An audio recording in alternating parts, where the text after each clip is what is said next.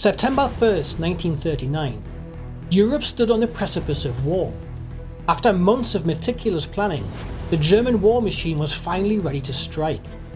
Adolf Hitler had meticulously prepared his forces, strategically positioning them along Poland's borders.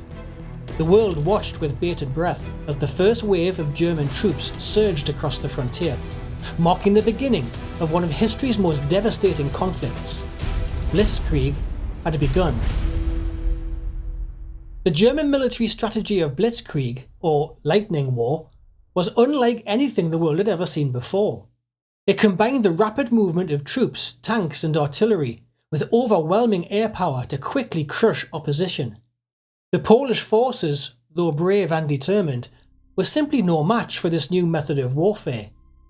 Attacked simultaneously from the north, west and south, the Polish defences crumbled under their relentless assault. Within days, the German army had seized significant swathes of Polish territory, while the Luftwaffe asserted dominance over the skies, destroying key infrastructure and demoralising the Polish people. For Adolf Hitler, this was a moment of triumph. The swift success of his military campaign in Poland not only bolstered his confidence, but also sent a clear message to the rest of Europe. Germany was a force to be reckoned with. The speed and efficiency of the invasion stunned the world, leaving many nations scrambling to respond. Yet, even as the German forces pressed deeper into Poland, the broader implications of this invasion were beginning to unfold. In the corridors of power in London and Paris, the mood was grim. British Prime Minister Neville Chamberlain and French President Albert Lebrun were outraged by Hitler's brazen aggression. For years, both nations had pursued a policy of appeasement, hoping to avoid another catastrophic conflict like World War I. But now, as German tanks rolled across Poland, it was clear that appeasement had failed. The time for diplomacy was over. Britain and France issued an ultimatum to Hitler. Withdraw your forces from Poland by 11 AM on September 3rd, or face war. But this ultimatum was little more than a formality. Chamberlain and Lebrun knew full well that Hitler had no intention of backing down. The Prime Minister, already preparing for the worst, began mobilising British forces for the inevitable military confrontation. One of Chamberlain's key decisions during this critical period was to call upon Air Vice-Marshal Sir Arthur Harris. Harris, who would later become known as Bomber Harris for his role in the strategic bombing of Germany, was tasked with planning the first Royal Air Force operation over German territory. However, this initial mission was not to involve bombs, but rather a psychological weapon: leaflets. The mission, named Operation Order No. 3, was designed to deliver a stark message to the German people. The leaflets, millions of them, were intended to inform the German population about the reasons for the conflict and to sow doubt about the righteousness of their government's actions. It was a bold move, leveraging the power of propaganda to weaken the enemy's resolve from within. For this operation, the RAF selected the Armstrong-Whitworth-Whitley bomber. Introduced into service in 1937, the Whitley had already proven itself as a reliable and versatile aircraft. It was one of the RAF's primary medium bombers, capable of carrying substantial payloads over long distances. The Whitley could reach speeds of up to 230 miles per hour, fly at altitudes up to 26,000 feet and cover a range of 1,400 nautical miles. These characteristics made it ideal for the task of crossing the North Sea, reaching German airspace and returning safely to Britain. 2 squadrons were chosen for this historic mission. 51 Squadron, based at RAF Leconfield, and 58 Squadron, stationed at RAF Linton-on-Ouse. As part of the RAF's war mobilisation plans, both squadrons had already dispersed their aircraft and equipment to other units, positioning their bombers at the perimeter of their airfields to protect them from potential attacks. RAF Leconfield was selected as the launch point for Operation Order No. 3 because Linton-on-Ouse was still working on constructing concrete runways, making it unsuitable for immediate operations. The leaflets themselves, known as nickels, were simple in design but powerful in their intent. Measuring 5.5 by 8.5 inches, each leaflet was carefully tied with string and secured with an elastic band. When the time came to drop them, the bundle would be released from the aircraft and, as it fell through the air, the string would unravel, scattering the individual leaflets over the target area. The goal was to flood the streets of Hamburg with these messages, hoping to reach as many civilians as possible. As the final preparations were made, the tension among the crews was palpable. Although war had not yet been officially declared, everyone knew it was only a matter of time. The aircraft were fueled, the leaflets loaded, and the crews briefed on their mission. This was not a typical bombing raid. It was a mission to influence minds, to challenge the German people's loyalty to their Führer.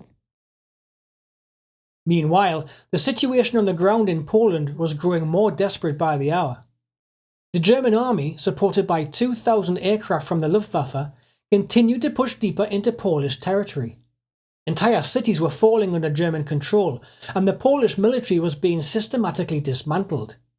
Despite the increasingly dire circumstances, the Polish resistance was fierce, but they were hopelessly outmatched by the sheer might of the German war machine. Back in Britain, as the clock struck 11 a.m. on September the 3rd, the deadline for Germany to withdraw its forces from Poland had passed, and without any response from Berlin. Chamberlain, who had hoped against hope for a peaceful resolution, addressed the nation from 10 Downing Street. In a solemn radio broadcast, he announced that Britain was now at war with Germany. It was a moment that would change the course of history. World War II had officially begun. Less than 11 hours later, under the cover of darkness, the first Whitley bomber from 58 Squadron took to the skies. It was 9:50 p.m, and the aircraft, loaded with its unusual payload, set a course for Hamburg. The crew, led by Squadron Leader Sutton, along with his team of Pilot Officer Jones, Leading Aircraftman Irwin, Sergeant Longwood, and Aircraftman Wood, knew they were making history. One by one, the remaining 9 aircraft followed, each carrying its share of the 5 million leaflets that would soon rain down on Germany. The journey across the North Sea was uneventful, but as they neared their target, the weather began to deteriorate. Thick clouds gathered at 10,000 feet, and reports of light ice formation came in from the crews.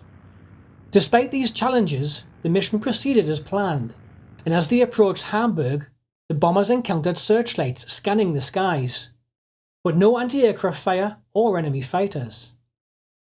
The leaflets were released, spreading out over the city below, carrying their messages of doubt and dissent to the German people. With the mission accomplished, the bombers turned for home.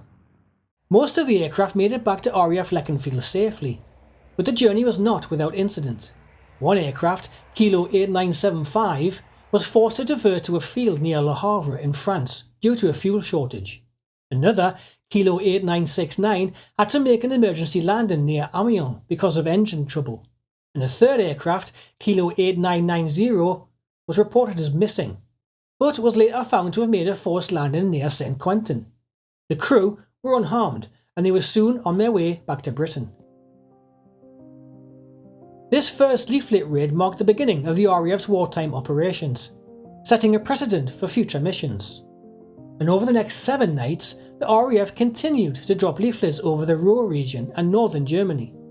While these missions were primarily psychological in nature, their impact on the German population was mixed. Some saw the leaflets as a sign that the Allies were serious about the war, while others dismissed them as mere propaganda. Critics of the leaflet raids, including some within the RAF, questioned their effectiveness. Bomber Harris, who would later oversee the bombing of German cities, famously remarked after the war that the leaflets did little more than provide the continent with toilet paper. Yet, despite the skepticism, the raids continued, serving as a key component of the Allied propaganda strategy throughout the war. As the war dragged on, the use of propaganda by both sides became increasingly sophisticated. The Allies and the Axis powers both sought to control the narrative, using leaflets, radio broadcasts, and other means to influence public opinion and undermine enemy morale. The leaflet raids of 1939 were just the beginning of a long and bitter struggle for the hearts and minds of people across Europe. Thanks for watching. Please take a moment to hit the like button and consider subscribing.